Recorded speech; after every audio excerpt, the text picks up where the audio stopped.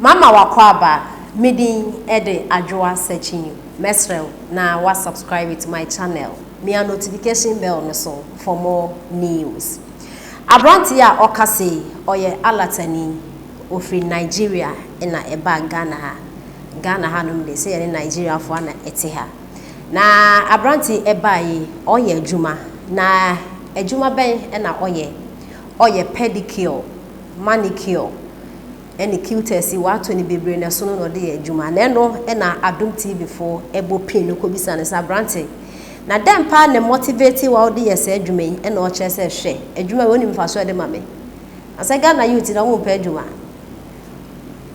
bosumi adwuma wo ya enya de beboa wo enti se wankasa wo create wo adwuma na wo ya eye enough eyampanso because bosumi adwuma wo ya unyeyeda na se wo nye business bia aside bosumi adwuma wo nyeyeda because bosumi ne beso na wo sika ina asa nti business din kanye na branti kan na letani abranti pa ya na wutu yemfu ya Ghana youth de wo yen wontu yemfu because afutu na wutu yen yemfa obi akọ school university awie ni dadwin na ne se aban no omo na dwuma no onya aban na ma na dwuma no wanya de ote ho enti asem a kan ya de befa na youth wakọ school awie na se aban ma wadwuma na omo wadwuma na ote ho yi na asa no ubaba bedime ana ubesi didi na sa youth omo complaining so ma now the his excellency na nado danko akufado enkase wa afa Ghana youth omo akọ school na awie so omo koye adwuma offices na wa unko school dan ko ho sa wa adwuma na ye Ghana de na wa kasa wo kwakoye ni sisi Ghana card was wo koye wo 300 cedis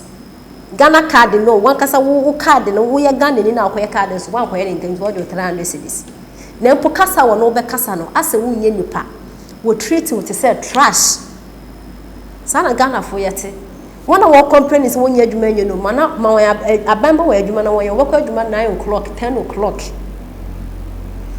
wona wan ko school ni so a ono ni certificate ono so wanyansa na adwuma ma no bi mbi adwuma nso no mfa no individual bi nya adwuma no mfa no ana obi mfia brochiri mbe bi business no mfa no nto no obi collapse adwuma nso wonye ni ye omba sana yensu bante na of course e mu wo ho nso a wonder want say obi wo nani bradwuma wa akọ university o ko university o nani bradwuma but oboafo wo he ena de bia meka no NPP aban we especially this administration his excellency na nado danko akufado na administration government where the policies or wadwe papa wa Ghana for ho the policies na ye good na mpanifo na wadano no wanya one woman na his excellency na nado danko akufado Ghana for bowudin enso wo yade but na nado on be bowudin so because wo ye pani na say wo check wo mofra no check we sa you start ya o de bayi His Excellency Tinas no si dabi obu ho oye adwuma obrenti no yemfa bibi ofa ni you start ne mo muska no mo fenye you start is kana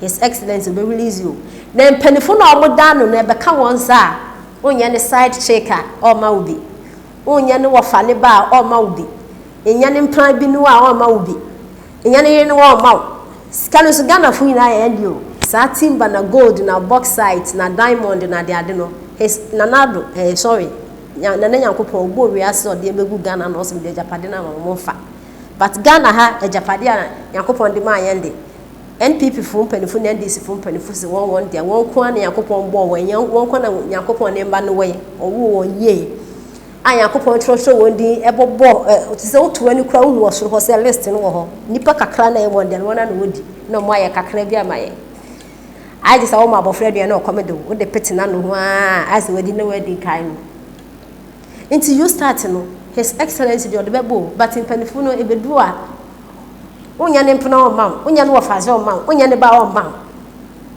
san ye de ti wo ba into youth bi nso nani brepa so person ye adwuma mane omo interview no omo se o se wa ye adwuma pa o pesto nso onya bi onya boafo a until you start when I say nkan so panifu mo fema your friend is saying Zoom lion obi ni maame aso ya homa che kogina kwan ho apra posumi se wontia ne ka 200 cedis o posumi se wontia ne ka enso yes gracia na woje pay na woje days fuel na woje ho yenti enso ma branch ye dey too dwe we to Ghana for no for say ye be fa dia ye ne ya dey be fa because youth ni Ghana youth for the we wontia fo I'm doing this job is, I love this job so much.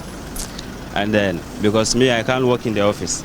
I can't sit for 30 days before I earn my own salary. No, I have to do my own handiwork. So, because when I hear youth complaining, people saying there's no job, no job, no job, no job, why can't you create a job by yourself and earn your own living? Why I choose this job is, I have passion for this. I started it when I was small. I was watching people doing it. Business now for 5 years. Very profitable business. Though the money doesn't come in bulk. And then so Gone to different shops, different places. And in some way, and Alatani, every Nigeria, Bagana, Abitu, Fuziafa, a young Fasaya Asaba. Yawahana, a year, a see a drink at ya. Yeah. Mahama Numina, a 2 year Hose ye call London. You free wa, Ubi so beba ne yereho, Ubi so beba say, Namuntie, MP before Moa, Mushe page the Namuntie. NDC4 has a plan. Okay?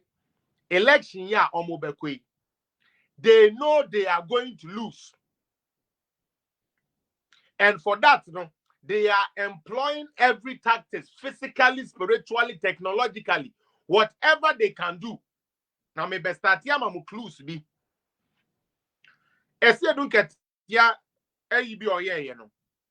He was telling you about how he can reach out to their international counterparts. He mentioned Cuba because NDC regimes, yes. Rawlings, no, they dealt with Cuba. That was their style. So he will solicit those people, solicit Russia, solicit these people now. Sebi, young woman said they are a threat to democracy. No, those are the people that the Democratic Party in Ghana is going to solicit to come and help them. Now, more MPP from penny for me say more. Mweni beba mo hoso mutie. Mweni beba mo hoso no na some of you no on. Ya ye muti se sebi mo franche me nantwie. Wode na ho brase saa na ye de second ato ne mene kwen. Na ye twa ne mene. Hwe? Esiedun ketia is not somebody you can play with or trust. Oka kire yen se oba Canada. Meboa. Some of us say bibia said e be ye janko be wuremu a anka information ni intel be dey ebeba. Information enya ni copy India. Now, you people shouldn't take this a social media talk. Mr. Chairman in team, Justin Kodia lawyer, my boss, MP before. And see, I don't get here India no call and Mamu taking the say a talk.